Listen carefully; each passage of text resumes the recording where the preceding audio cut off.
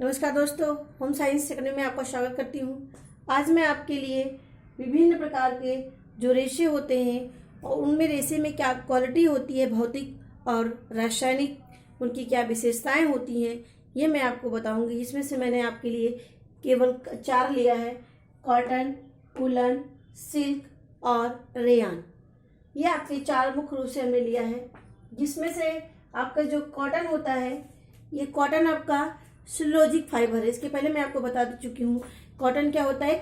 Cellulosic fibre होता है जो कार्बन, हाइड्रोजन और ऑक्सीजन के मिश्रण से, या कह सकते हैं कार्बन, हाइड्रोजन और ऑक्सीजन के सहयोग से ये बनता है। और इसमें कार्बोक्सिल समूह यानी COOH पाया जाता है। अब इसमें आता है, इसका जो सूत्र होता है C6H10 और O6 होता है इसका सूत्र, रासायनिक सूत्र। अब इसकी जो फिजिकल क्वालिटी होती है, फिजिकल क्वालिटी में आती है इसकी लंबाई, यानी जो कॉटन का जो रेशा होता है वो 1.5 से 2.5 इंच होता है, जबकि इसका जो व्यास होता है वो 16 से 20 माइक्रोन का होता है। और इसकी जो प्रत्यास्थता और प्रतिस्कंदता होती है, रेजिलेंसी और इलास्टिसिटी जो होती है, ये इसमें कमी पाई जाती है कॉटन के रेशे में। अब इसमें जो अवशोषक क्षमता होती है सबसे ज़्यादा होती है, लगभग 78% इसमें अवशोषकता के गुण पाए जाते हैं। और ये आपका ब्लीच होता है H2O2, हाइड्रोजन पर ऑक्साइड। ये ब्लीच होता है जो कपड़े पर चमक लाने के लिए प्रयोग किया जाता है। अब नेक्स्ट इसमें घनत्व इसका कॉटन का 1.52 होता है इसका घनत्व। और एक क्वेश्चन में लिखा 30% मजबूती में कमी आ जाती है।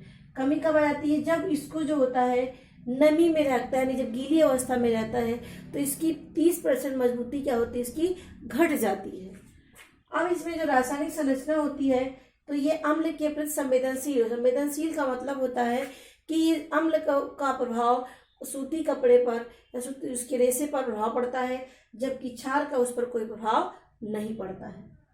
और इसमें जो परिसज्जा की जाती है, परिसज्जा का मतलब जब कपड़े के ऊपर जो परिसज्जाएं की जाती हैं, सुंदर, आकर्षक, उपयोगी बनाने के लिए जो की जाती है, वो हमारी परिसज्जा होती है। तो जो सूती कपड़े पर अमोनीकरण की परिसज्जा की जाती है, क्रेप और डीप ड्राई। डीप ड्राई का मतलब क्या होता है? डीप ड्राई का मतलब होता है कि जिससे कपड़े को प्रेस कम से कम आवश्यकता पड़े, यानी प्रेस करने की आवश्यकता न हो, ऐसे ही कपड़े करने के लिए डीप ड्राई जो है का परिसज्जा का प्रयोग किया जाता है। अब देख चलते हैं ऊल। ऊल भी क्या होता है? एक प्राकृतिक रेशा है, लेकिन ये प्रोटीन फाइबर होता है। यानी इसमें क्या पाया जाता है? प्रोटीन पाया जाता है। कौन सा प्रोटीन पाया जाता है? केराटिन नाम की प्रोटीन पाई जाती है। और इंग्लैंड इसका जन्मदाता माना जाता है। सबसे अच्छा जो ऊन होता है वो आपका मेरिनो ऊन होता है, जो मेरिनो भेड़ से प्राप्त हो जाता है, जो इसकी साइज होती है वो 1 से 5 इंच की होती है। इसके अलावा एक अद्भुत रेशा पाया जाता है जो विक्यूना नाम की, जो मतलब कि एक एनिमल होता है जिसके बाल से बहुत ही सुंदर, महीन जो है रेशे प्राप्त करते हैं, और इससे जो कपड़े बनते हैं बहुत ही आकर्षक। ऊल जो होता है ये कार्बन, हाइड्रोजन और ऑक्सीजन के का संगठन होता है आपका ऊल। और इसमें मुख्य रूप से एक और तत्व पाया जाता है सल्फर, जिसको हिंदी में हम गंधक कहते हैं। तो ये आपके संगठन हो गए। अब इसका वर्गीकरण देखते हैं, यानी इसकी क्लासिफिकेशन किया गया है कई प्रकार के ऊन के रूप में। तो पहला है हमारा मेमने का ऊन, जिसको लैम ऊल बोलते हैं। ये लगभग 6 से 9 माह का जो बच्चा होता है उसके शरीर से जब बाल को काटा जाता है तो वो क्या बोलता है, लैम्स ऊन होता है। ये जो होता है बच्चा, ये अपरिपक्व होता है, इसीलिए इसके जो रेशे होते हैं बहुत ही सॉफ्ट होते हैं, उच्च क्वालिटी के होते हैं, लेकिन मजबूती उसकी कम होती है। क्यों? क्योंकि उसमें परिपक्वता यानी पूरी तरीके से वो बच्चा मेच्योर नहीं हुआ रहता है। दूसरा है देखिए हॉगेट ऊन। ये हॉगेट ऊन होता है, ये इससे निम्न क्वालिटी का होता है, लेकिन मजबूती इससे ज़्यादा होती है। क्यों? क्योंकि इसमें परिपक्व 12 से 14 माह में जो बच्चा होता है वो पूरी तरीके से परिपक्व हो जाता है, तब उसके शरीर से बाल को उतारा जाता है। ऐसे ही ऊन को हॉगेट ऊन कहते हैं। अब तीसरा है हमारा विदर ऊन। विदर ऊन क्या होता है? या 14 माह से जो होता है अधिक के जो ऊपर के होते हैं बच्चे, उनके शरीर से बाल को उतारा जाता है, उसे ही क्या होता है? विदर ऊन कहते हैं। तीसरा हमारा नेक्स्ट खींची गई ऊन। खींची गई ऊन का मतलब होता है पुल्ड, जिसको बोलते हैं कि इस तरह होते हैं जो रासायनिक पदार्थ को लगा करके उनके बॉडी पर, उनके बालों पर, तब बाल को खींचते हैं, उस निकालते हैं, उतारते हैं, उसी को खींची गई ऊन या पुल्ड ऊल कहते हैं। नेक्स्ट कोटी ऊन।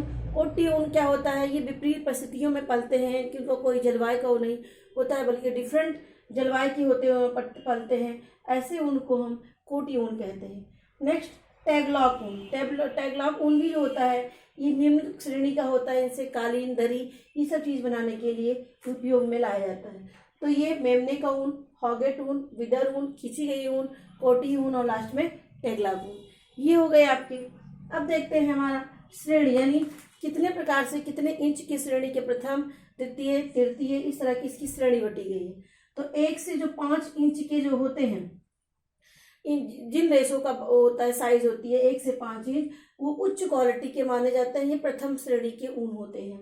जो 1000 लगभग उसमें शाल के, यानी जो स्केल्स होते हैं उसकी बॉडी में, उतने स्केल जिसको बोलते हैं जो होती है, उसी को हम क्या बोलते हैं, यानी उस जो प्रथम श्रेणी का ऊन होता है उसमें 1000 शल्कें पाई जाती हैं। 2 से 4 इंच की जो होती हैं उनमें शल्कों की संख्या इनकी तुलना में कम पाई जाती है, और इसमें ऐंठन भी ज़्यादा होते हैं। अब है आपका तीसरा 4 से 18 इंच। ये ऐसे होते हैं जो बहुत ही मोटे होते हैं, कड़े होते हैं, और ये वस्त्र के लिए उपयोगी नहीं होते, यानी इनसे वस्त्र आप नहीं बना सकते हो। 4 से 18 इंच के जो रेसे पाए होते हैं। नेक्स्ट श्रेणी है 1 से 16 इंच। ये भी कपड़े बनाने के लिए उपयुक्त नहीं होते हैं, इनसे दरी, कालीन, इन सब बनाने के लिए काम में लाए जाते हैं। तो पहला क्या श्रेणी है? 1 से 5 इंच, दूसरा 2 से 4 इंच, तीसरा 4 से 18 इंच, और चौथा 1 से 16 इंच। अब तो ये हो गया आपका कॉटन और ऊल। अब चलते हैं हमारा रेशम। रेशम क्या होता है? ये एक भी प्राकृतिक रेशा होता है जो फिलामेंट रेशा है। देखिए, फिलामेंट का मतलब जो लंबे रेशे होते हैं उनको फिलामेंट कहते हैं, जो छोटे रेशे कहते हैं उन्हें स्टेपल फाइबर्स कहते हैं। तो ये सबसे प्रकृति में सबसे लंबा रेशा पाया जाने वाला आपका रेशम ही होता है। इसमें फाइब्रिन नाम की जो होता है प्रोटीन पाई जाती है, और सेरिसिन नाम की गोंद पाई जाती है। क्या कही जाती है? सेरिसिन नाम की गोंद पाई जाती है, और इसका जन्मदाता चीन है। क्या इसका जन्मदाता? चीन है। और ये जो होता है इसका जो जीवन काल होता है लगभग 2 माह होता है। 2 माह में ये पूरी तरीके से परिपक्व होता है। और इसका रासायनिक नाम है बॉम्बीवैक्स मोरी। ये हमें लिखा है बॉम्बीवैक्स मोरी। और इसका जो पालन करते हैं उस पालन, यानी रेशम पालन को हम एक शब्द में कहते हैं सेरी कल्चर। क्या कहते हैं? सेरी कल्चर। अब देखते हैं इसकी जो, ये देखिए, कार्बन, हाइड्रोजन, ऑक्सीजन और नाइट्रोजन का संगठन होता है। कार्बन, हाइड्रोजन, ऑक्सीजन और नाइट्रोजन। अब इसकी 4 श्रेणियां होती हैं। पहला अंडा, लार्वा, प्यूपा और कीड़ा। ये 4 अवस्थाओं में होकर के वो कीड़ा जो है, एक परिपक्व कीड़ा होता है लास्ट स्टेज में। पहले वो अंडा होता है, उसके बाद लार्वा बनते हैं, फिर प्यूपा बनते हैं, लास्ट में कीड़ा। और जो उसको रेशा बनाने के लिए, रेशम का धागा बनाने के लिए जो होता है, उसको प्यूपा अवस्था में ही उस कीड़े को मार दिया जाता है, और तभी उसके रेशे को प्राप्त करते हैं। जब इस अवस्था में पहुंच जाता है वो कीड़ा, तब उसका उच्च कोट की में रेशे प्राप्त नहीं कर सकते, इसीलिए इसको जीवित अवस्था में, यानी प्यूपा अवस्था में ही वो मार दिया जाता है। अब है आपका ये आपकी जो ग्लाइकल और एलिनिन, ल्यूसीन, टायरोसिन, ये जो होता है सिल्क में अमीनो एसिड पाए जाते हैं। क्या क्या? Glycol, alanine, leucine, tyrosine. अब इसका जो व्यास होता है वो 9 से 11 माइक्रोन का होता है। कितना? 9 से 11 माइक्रोन का होता है। और इसकी जो लंबाई होती है लगभग 1000 गज या 1 मीटर या 3500 से 4500 फीट इसकी क्या होती है? लंबाई होती है। 1000 गज या 1 मीटर या फीट में 3500 से 4500 फीट इसकी लंबाई होती है। अब देखते हैं इसकी जो प्रतिस्कंदता और प्रत्यास्थता, यानी खींचने के और जो गुण पाए जाते हैं रेशम में, वो सबसे अच्छा होता है, यानी अधिक पाया जाता है प्रतिस्कंदता और प्रत्यास्थता के गुण। और इसकी जो अवशोषक क्षमता होती है वो भी उच्च क्वालिटी की होती है, इसीलिए इसको गर्मियों में पहनना भी उत्तम होता है, क्योंकि इसमें अवशोषक क्षमता ज़्यादा पाई जाती है। अब है आपका अम्ल, यानी अम्ल पर इस पर कोई प्रभाव नहीं होता है, जबकि क्षार से ये प्रभावित होता है। कौन? रेशम। और इस पर जो ब्लीच करते हैं H2A2 यानी हाइड्रोजन पर ऑक्साइड का ब्लीच इस पर कर सकते हैं। अब इसमें जो प्रकार देखिए, इसमें हमने लिखा है कि कितने प्रकार के जो आपके रेशम होते हैं, वो मुख्य रूप से आपके लिखा है हमने। एक उत्पादित रेशा होता है और एक स्वनिर्मित रेशा होता है। एक उत्पादित रेशा और एक स्वनिर्मित रेशा। उत्पादित का मतलब जिनको नेचुरल रूप में उसका उत्पादन किया जाता है, और स्वनिर्मित का मतलब जो मनुष्य के द्वारा उसको पालन किया, मनुष्य के द्वारा उसको एक इन्वायरमेंट दिया जाता है और वहाँ पर उसको पालते हैं, तो उसको हम स्वनिर्मित यानी खुद के द्वारा बनाया गया। अब जो उत्पादित होता है वो दो प्रकार के होते हैं, एक लपेटा हुआ, एक कटा हुआ, यानी एक रीढ़ रेशा और एक स्पर्म रेशा, कटा हुआ रेशा। और इस कटे हुए रेशे को हम बेर्थ रेशे कहते हैं, यानी ये उसकी उतनी क्वालिटी नहीं होती, छोटे छोटे रेशे होते हैं, उनको इकट्ठा करके मिला करके जो बनाते हैं वो आपका क्या होता है, कटा हुआ रेशा। जो रीढ़ होता है सबसे लंबा रेशा होता है, इसी से ही कपड़े बनते हैं रेशम के। अब देखिए जो स्वनिर्मित होता है उसको, स्वनिर्मित को ही जंगली रेशम कहते हैं। क्या कहते हैं, जंगली रेशम या वाइल्ड सिल्क के नाम से भी जानते हैं स्वनिर्मित रेशम को। ये मुख्य रूप से 3 प्रकार का है, ओक रेशम, टसर और अरंडी। जो ओक वाला रेशम होता है ये मुख्य रूप से इनको यानी होते जो ओक वाले होते हैं यानी मूंगा, सॉरी ये क्या होता है, मूंगा होता है जो ओक की पत्तियों को खाता है और उसकी पत्तियों में टैनिक एसिड पाया जाता है। क्या पाया जाता है, टैनिक एसिड पाया जाता है। और दूसरा है हमारा टसर सिल्क, ये ओक और बबूल दोनों की पत्तियों को खाता है। इसके जो रेशे होते हैं बहुत ही सख्त और कठोर होते हैं। तीसरा है हमारा अरंडी सिल्क। अरंडी सिल्क को हम इरी सिल्क के नाम से जानते हैं और इसके रेशे जो होते हैं बहुत ही सूक्ष्म और चिकने होते हैं। तो ये हो गए आपके रेशम के प्रकार, उत्पादित और स्वनिर्मित। अब आता है हमारा लास्ट में रेयान। रेयान जो होता है कह सकते हैं एक मानव निर्मित रेशा है, प्रथम मानव निर्मित रेशा है जिसकी खोज 19वीं शताब्दी में किया गया। कब, 19वीं शताब्दी में। रेयान का अर्थ क्या होता है, सूर्य की किरणों का परावर्तन। रेयान का मतलब सूर्य की किरणों का परावर्तन। और सबसे पहले इसकी खोज जो होता है 1884 में चार्डो नेट ने किया था। कब, 1884 में चार्डो नेट ने के दो फ्रांस के निवासी थे और तब इसकी खोज 1884 में उन्होंने किया था।